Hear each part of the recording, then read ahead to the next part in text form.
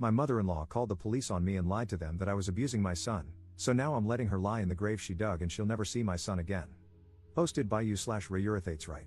I really can't believe it, but my mother-in-law claims that my partner and I, mid-30s, are abusing our baby, 6 months old, because he complains while on his tummy. Our doctor said he needs more tummy time to help with his flat spot, strengthen his muscles, and assist with rolling over. He doesn't like tummy time, but it's not like he even gets to the point of crying, he just makes uncomfortable noises. We tried explaining this to my mother-in-law, but she keeps insisting that we are forcing the baby and abusing him. My mother-in-law has been living with us for the past few months, and things had been going great until this happened. 2 days ago, she snatched the baby from me during tummy time and said I was committing violence against him. I regretted letting her take him, but I allowed it. Then yesterday, she tried the same thing, and I refused to give her my baby. The thing is, I wasn't even doing tummy time. My baby complains when he isn't doing something, he just constantly gets bored. My mother-in-law heard him fussing from another room and came barging in, accusing me of abusing him again. I walked away from her and locked the door behind me. She pounded on the door, saying she would call the cops, and she did. I called my partner, who left work immediately and drove home. 2 policemen spoke with her and then with us. I invited them in and told them they could look around. They saw an immaculately clean home and a very happy baby. My mother-in-law had stopped cleaning up over the past couple of days or helping with anything like she used to, which made me think this was premeditated to try to make us look bad, but I had been cleaning behind her. My mother-in-law tried telling the cops that we were dirty because there were dirty bottles and a snot sucker in the same place, that we pet the dog and then held the baby, and that we did tummy time where the cat lays on the couch. When she claimed that tummy time hurts the baby, the officers just said, "I'm not a professional doctor." They couldn't contain their laughter, commenting that my mother-in-law seemed to think she was the resident expert and that they often deal with mothers who disagree with parenting styles. I, unfortunately, couldn't laugh along because I was in tears explaining the situation, but it was clear the police were on our side. They reassured us that the clean house was not an unsafe environment for the baby. They also informed us that, at this point, they were simply there for a venting session with my mother-in-law and told us not to worry. Of course, no police report was filed. My partner had my back the whole time and kicked my mother-in-law out of our house. She had a couple of hours to pack her bags, and then I drove her to a motel. She was, of course, furious but showed no remorse and believed she had done nothing wrong. She doesn't have much money, so my partner and I are paying for her stay. We booked her a flight home for tomorrow. I'm not sure what will happen in the future, but this might be the last time my mother-in-law sees her grandchild. She has no idea and still thinks the baby is hers too. Luckily, my mother-in-law and father-in-law live on the other side of the country. Here's to hoping they never move here. Op in the comments. I was trying to keep the post brief to focus on the major situation. So, my mother-in-law has made comments, but my partner has shut her down. For example, she didn't like that our pediatrician is young, she doesn't trust doctors. She also didn't trust the skin treatment method the pediatrician chose for a rash and didn't like that we don't give our child water. But my partner shuts her down immediately. Maybe things were just building up since she never got her way, and then it all came out. But I wouldn't say there were any arguments, it was more just little comments she made. She also hated the white noise machine and even told the police about it. The officer stayed professional, but you could tell they were holding back laughter. Update 4 days later. An hour or so after I dropped my mother-in-law off at the motel, both my partner and I received texts from my father-in-law, and I quote, "You can't leave my wife in a hotel.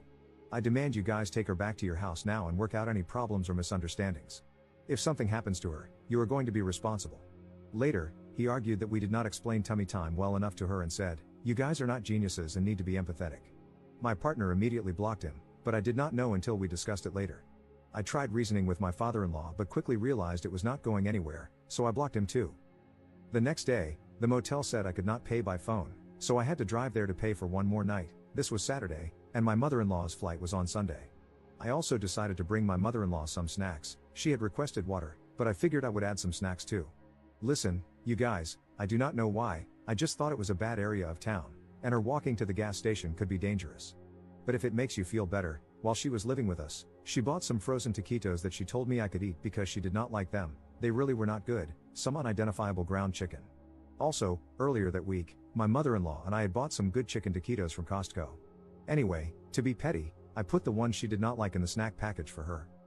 When I dropped off the care package, my mother-in-law pleaded that she was not really going to call Child Protective Services. I forgot to mention earlier that she did threaten this. She did not offer an apology but wanted me to tell my partner that she was not actually going to call CPS. I said, "All right," and left. My mother-in-law then called my partner, and I thought she was going to apologize, but she did not. Instead, she started guilt-tripping immediately, saying she thought she was not treated well at our wedding a couple of years ago. Somehow, she never mentioned it until now, and bringing up other random things. My partner hung up on her. A lot of people asked why I did not just get an Uber for my mother-in-law, and honestly, I am not sure. I think I was getting more and more upset inside because I started envisioning myself telling my mother-in-law off once and for all. So, I started planning to speak my mind on the way to the airport. At this point, it was clear my mother-in-law would never apologize, not that I would let her see my baby again anyway, I just wanted to see if she would apologize.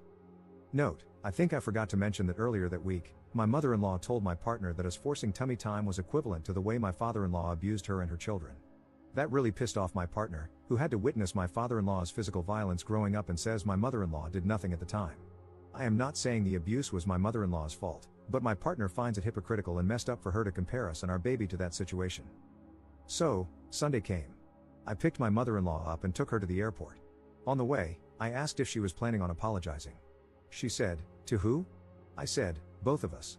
She then started saying we did not explain tummy time well enough and that it was our fault. So, I decided to say what I had planned. I told her that this whole situation was her fault, that she put us in danger by calling the police, and that threatening to call Child Protective Services ensured she would never see her grandchild again. I told her she was not welcome in our house in the future, and if I ever saw her near our house again, I would call the police for trespassing. I also told her she was a bad person, which I kind of regret. My mother-in-law had tears in her eyes. I was shaking and hastily dropped her bags off. As I started driving away, I heard a tap on the glass. I had nearly driven off with one of her bags still in the back seat.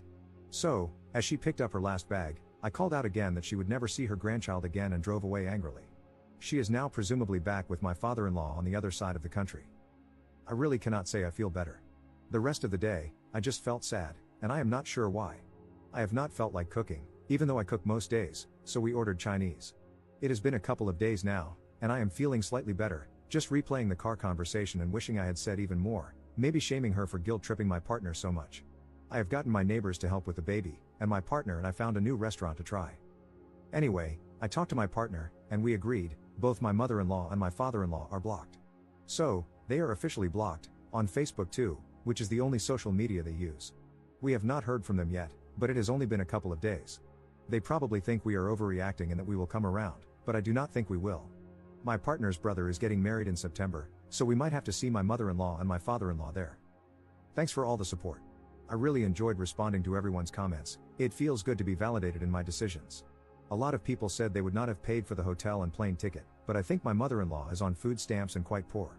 Also, she did provide childcare a few days a week for 3 months, and I am thankful for that. She saved us a lot of money. Lastly, she was technically a tenant, so she did not have to leave, even though it is our house. I do not know the exact tenant laws, but they vary by state here in the United States. I still think we did the right thing by paying for the hotel and flight, and I still think it is funny that I gave her the taquitos, lamau. Notable comments.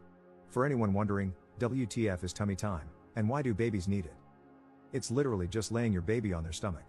It can help with a number of things, from flat spots, places where the skull is flattening from the baby laying on it too much, to digestion, pressure on the tummy helps pass gas, to developing gross motor skills, pushing up on their arms and rolling over. Before the back-to-bed movement, putting babies on their backs to sleep, most babies got plenty of tummy time in their cribs because the parenting advice was to let babies sleep on their stomachs. Babies usually sleep much better on their stomachs. Unfortunately, they also suffer from SIDS much more frequently. And thus, back to bed and tummy time. Also, I have never met a baby that likes tummy time. They all either get very, very mad or just want to cry. My best advice is to do tummy time with them by getting on the floor, on your stomach, and playing with them, or having an older child do it with them. They like that even better.